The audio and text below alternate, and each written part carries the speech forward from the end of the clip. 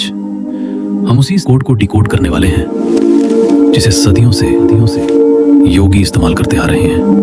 क्या सच में आपको ध्यान करते समय दोनों भौहों के बीच हल्का दबाव महसूस हुआ है?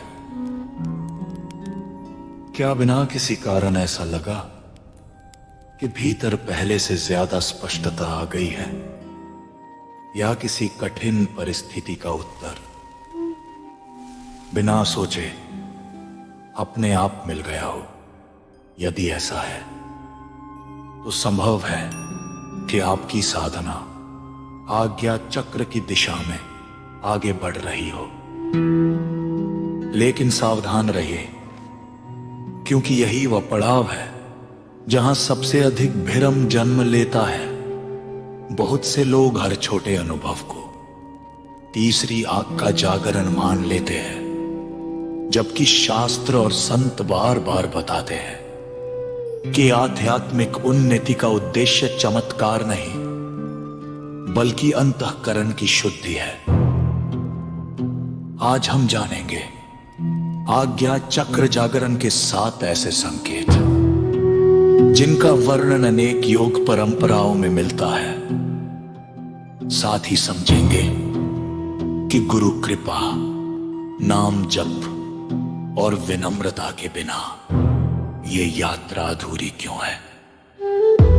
पहला संकेत, भाव में सूक्ष्म स्पंदन। जब साधक नियमित ध्यान, प्राणायाम और नाम जप करता है,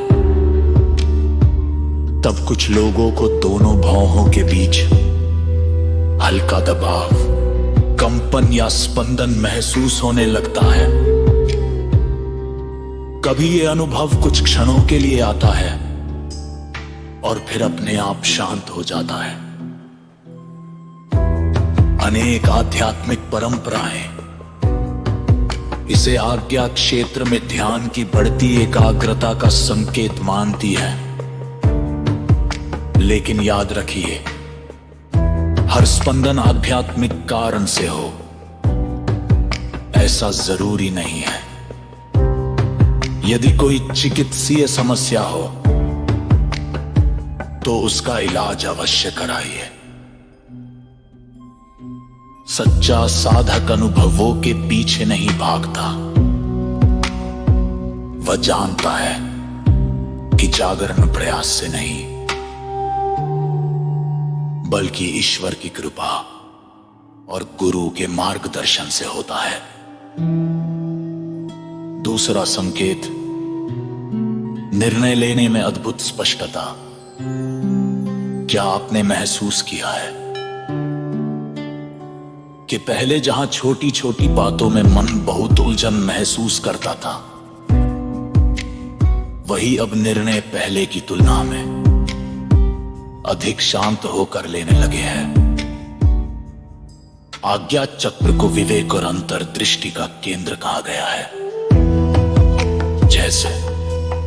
जैसे साधना गहराती है, साधक तुरंत प्रतिक्रिया देने के बजाय पहले परिस्थिति को समझने लगता है।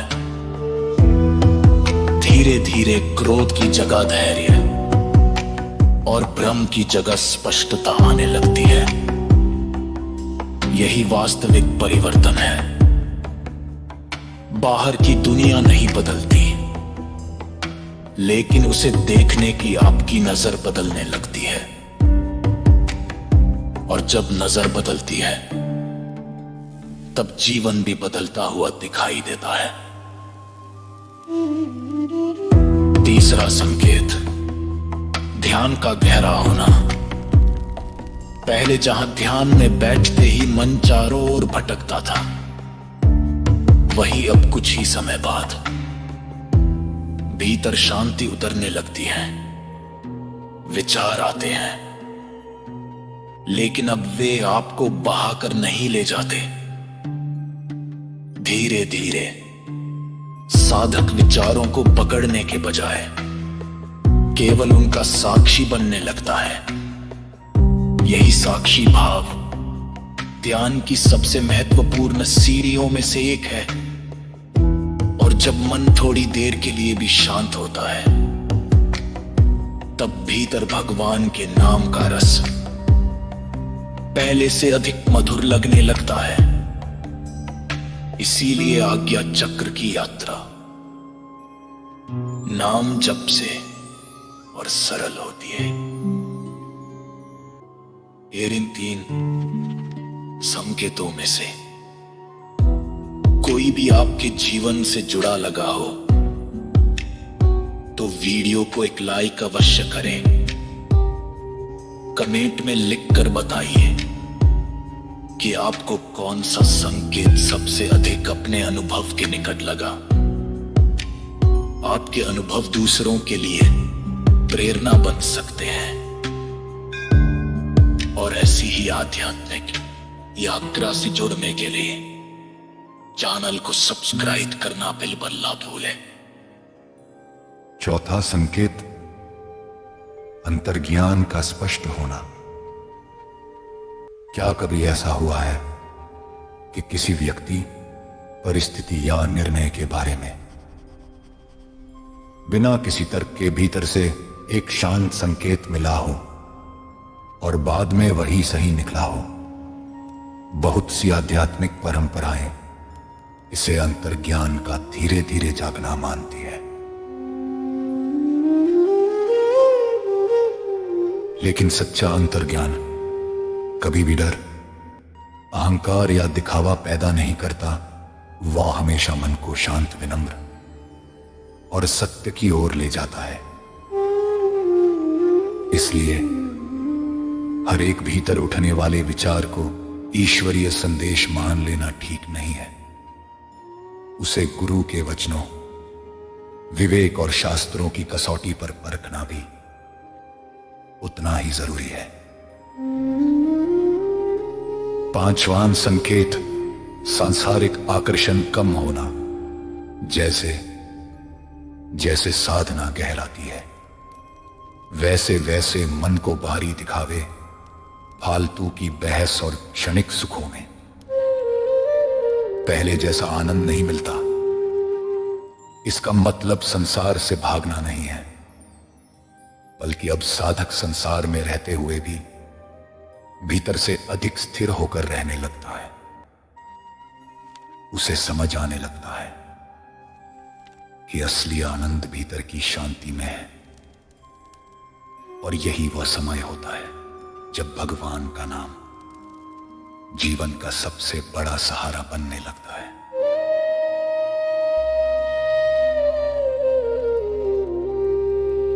छठा संकेत, मन में श्रद्धा और अभ्यास।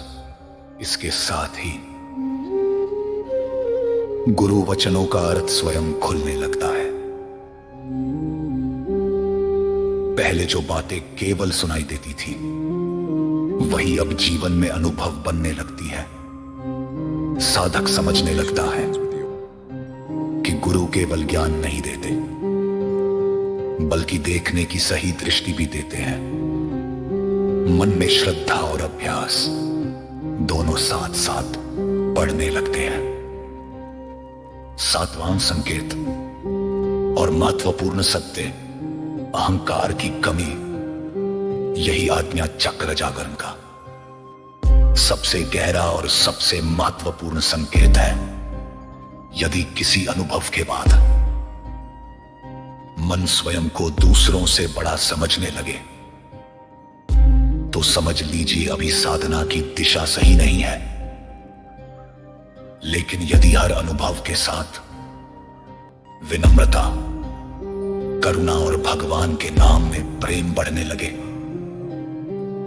तो यही वास्तविक प्रगति है। सच्ची तीसरी आंख भविष्य देखने के लिए नहीं, बल्कि स्वयं के भीतर और जीवन के सत्य को साफ साफ देखने के लिए खुलती है। यहां एक बात जीवन भर याद रखिए, यदि भावों का स्पंदन, प्रकाश की झलक या कोई भी आध्यात्मिक अनुभव आपके भीतर अहंकार बढ़ाने लगे, तो सावधान हो जाइए। चक्र जागरण का उद्देश्य स्वयं को विशेष साबित करना नहीं, बल्कि स्वयं को और अधिक निर्मल बनाना है।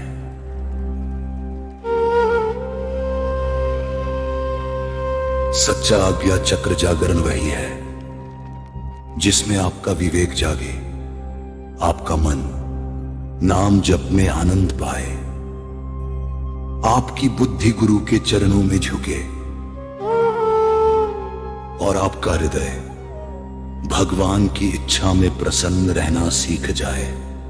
याद रखिए, अनुभव आए या ना आए,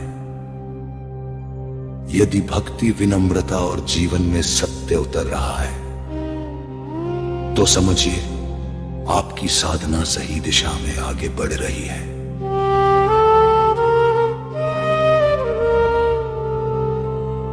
शक्ति से अधिक महत्वपूर्ण समर्पण है, ज्ञान से अधिक गुरु का विश्वास है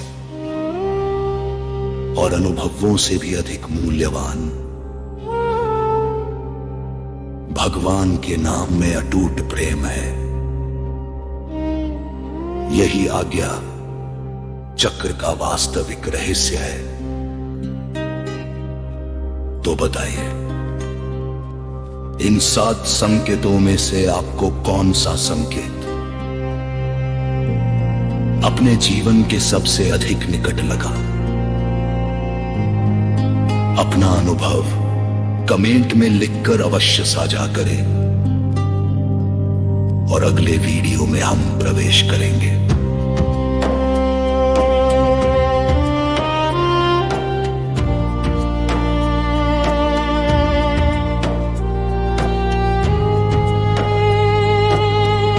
साधना के अंतिम और सबसे दिव्य पड़ाव पर सहस्रार चक्र जागरण के 7 संकेत। क्या वास्तव में सहस्रार जागरण के साथ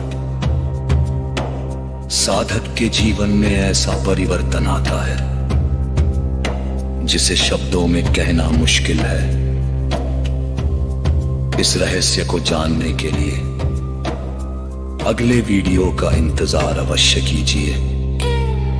तब तक अपनी साधना, नाम जप और गुरु भक्ति में स्थिर रहिए। जय श्री राधे।